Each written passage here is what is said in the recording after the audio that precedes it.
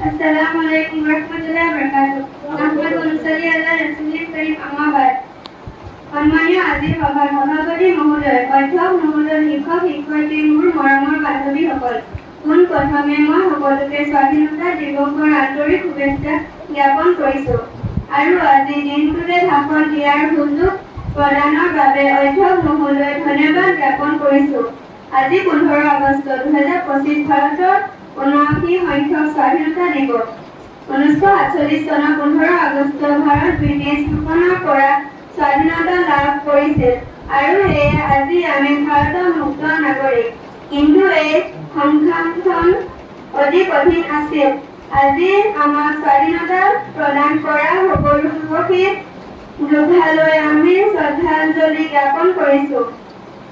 গান্ধীজী, নেতাজী সুভাষ চন্দ্ৰ বসু, ভগত সিং আৰু হাজাৰ হাজাৰ সাধাৰণ মানুহলৈকে সংঘবদ্ধ সংগ্ৰামে ভাৰতৰ স্বাধীনতা কঢ়িয়াই আনিছিল। আজি সেই সকলো মহান বীৰক শ্ৰদ্ধাঞ্জলি জ্ঞাপন কৰা দিন। ভাৰতৰ প্ৰথম প্ৰধানমন্ত্ৰী জৱাহৰলাল নেহৰুৱে 1948 চনৰ 15 আগষ্টত দিল্লীৰ লালকিল্লাৰ ৰাষ্ট্ৰীয় পতাকা উত্তোলন কৰে। তেতিয়াৰ পৰা 15 আগষ্ট দিনটো ভাৰতৰ স্বাধীনতা দিৱস হিচাপে পালন কৰা হয়। ভাৰত আমাৰ মাতৃ, আমি মাতৃ ভাৰতৰ সন্তান। আমি ভাৰতীক মাতৃৰ দৰে ভাল পাম আৰু আগবাঢ়ি যাম। জয় হিন্দ, বন্দে মাতৰম।